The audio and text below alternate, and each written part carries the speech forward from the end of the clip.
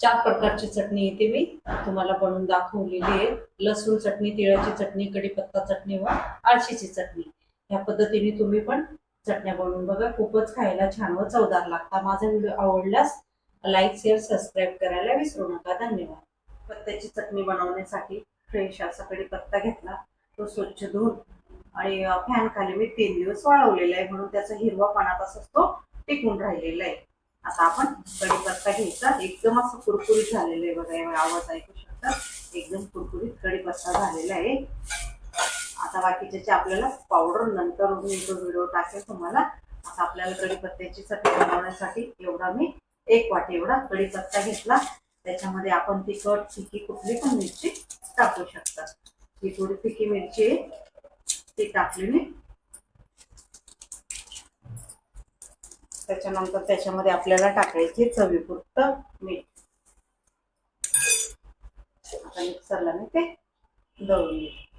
मस्त अशी कढीपत्त्याची चटणी आपली इथे तयार झाली। छान अशी मस्त फाईन पावडर झाली। ही तेल टाकून आपण साध्या भाताबरोबर खाऊ शकता, किंवा मग डाळ भाताबरोबर तोंडी लावायला, किंवा अजून जेवणाची चव वाढवण्यासाठी आपल्या कुठल्या भाजी चपाती बरोबर आपल्याला खायला खूपच छान लागते। आपण लसूण नाही वापरला याच्यामध्ये, का की आपल्याला ती खूप दिवस टिकून राहते। तर मी 8-8 दिवसाला पुरेल एवढी ही करून ठेवते। असं थोडी घेतली ना खूपच चव, आणि कढीपत्ता, कच्चा कढीपत्ता खायला खूपच आपल्या आरोग्यासाठी चांगला आहे। आज इथे आपली कढीपत्त्याची चटणी ही व्यवस्थित अशी तयार झाली। आता एका वाटीमध्ये ती काढून घेते।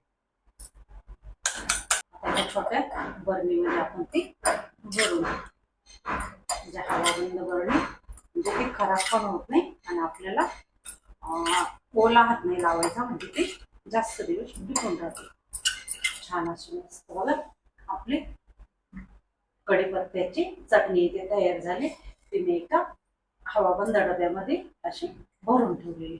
छान अशी मस्त आपली चटणी ही तयार झाली।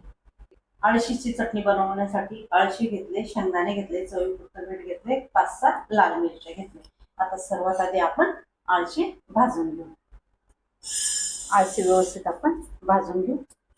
एक आपल्याला 2 मिनिटं कमी गॅसवरती अशी भाजून घ्यायची, हलकीशी अशी अळशी अशी टम्म आपल्याला फुगल्यासारखी दिसते बघा, लगेच थोडासा कलर बदलतो तिचा।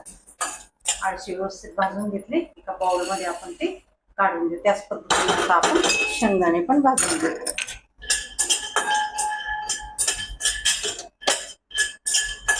शेंगदाणे पण भाजून घेतले कमी गॅसवरती, ते पण मी आता काढून घेते। थोडंसं गार होऊ दे त्याला, त्याच्यानंतर मिक्सरला दळून घेऊ। छान असं मस्त आपले अळशीचं बी भाजून घेतलं, ते गार झालं, शेंगदाणे पण गार झाले। आता आपण ते दळून घेऊ। आता सर्वात आधी मी मिरच्या घेतलेल्या आहे ना त्या टाकून घेतल्या, त्याच्यानंतर अळशीचं बी टाकून घेतलं, त्याच्यानंतर आपल्याला मीठ व शेंगदाणे ते पण टाकून घ्यायचं। आता मी मिक्सरला ते दळून घेते। अळशीची चटणी दळून घेते, मस्त छान अशी एकदम बारीक झाली। आपण ते भांड्यात काढून घेऊ।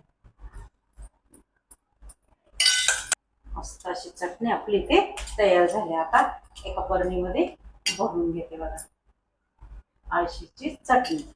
प्रत्येक बरणीवर असं नाव टाकून ठेवलेले, म्हणजे आपल्याला कुठली चटणी खायची तर आपल्याला शोधायची गरज नाही। बरणीवरचं नाव वाचलं म्हणजे आपल्याला ती चटणी घेऊन लगेच खाता येते। पोळी बरोबर, भाकरी बरोबर, किंवा आपल्या डाळ भाताबरोबर तोंडी लावायला, किंवा मग साध्या भाताबरोबर जरी तुम्ही तेल टाकून काढून घेतली आणि भाताबरोबर खाल्ली तरी पण खूपच अशी चवदार व छान लागते। आणि अळशीचे खूप सारे फायदे आहेत आपल्या आरोग्यासाठी। परत आपलं जे जास्तीचं फॅट असतं ना ते कमी होण्यासाठी, आपल्या केसांसाठी अळशीचे खूप सारे फायदे आहेत। त्याच्यामुळे अळशी ही चटणीतून तरी आपण खाल्ली पाहिजे।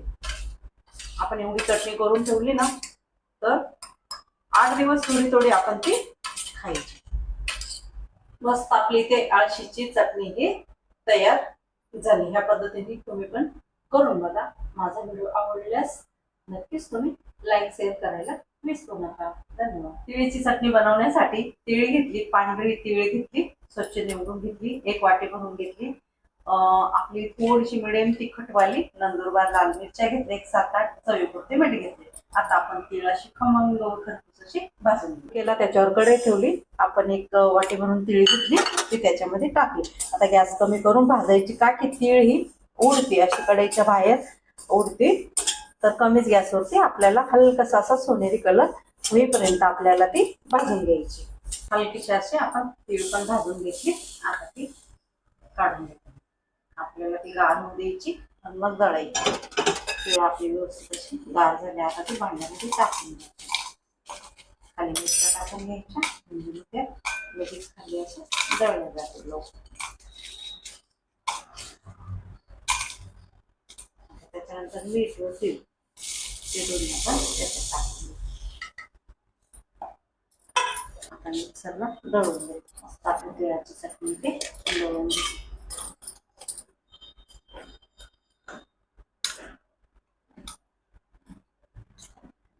भांड्यामध्ये काढून घेते. तीळ पण आपल्या आरोग्यासाठी खूप चांगली आहे. हाडं मजबूत होते त्याच्याने. सर्व चटणी तुम्ही एका भांड्यात काढून घेतली. आपल्याला याला तेल टाकायची पण गरज नाही, कारण की तिळीमध्ये आधीच तेल असतं. छान असं वाटलं आपण तेल टाकून कालवलेली, पण तिळीचं तेल सुटलेले म्हणून ही चटणी आपल्याला अशी दिसते. ही पण पॅक डब्यामध्ये आपण ठेवायची. ही महिना 2 महिने सहज आपल्याला टिकू शकते. ही पण तुम्ही गरमागरम ज्वारीची किंवा बाजरीची भाकरीच्या बरोबर खायची. एकच नंबर खायला लागते. खूपच छान व अप्रतिम अशी चव येते तोंडाला. बरणीमध्ये हे पण भरून घ्यायचं. खूपच छान अशी मस्त आपले तिळाची चटणी ही इथे तयार झाली. तर तिळाची चटणी पण एका काचेच्या बरणीमध्ये मी भरून घेतली. छान अशी आपली तिळाची चटणी ही तयार झाली बघा. या पद्धतीने तुम्ही पण बनवून बघा.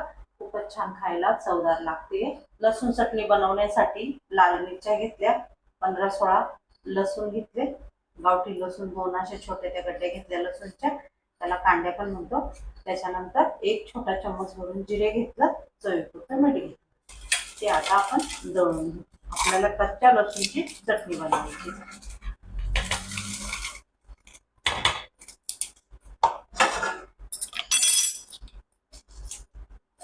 दळून घेते. छान मस्त मस्त चटणी आपली ही दळून घेते. बघू शकता तुम्ही.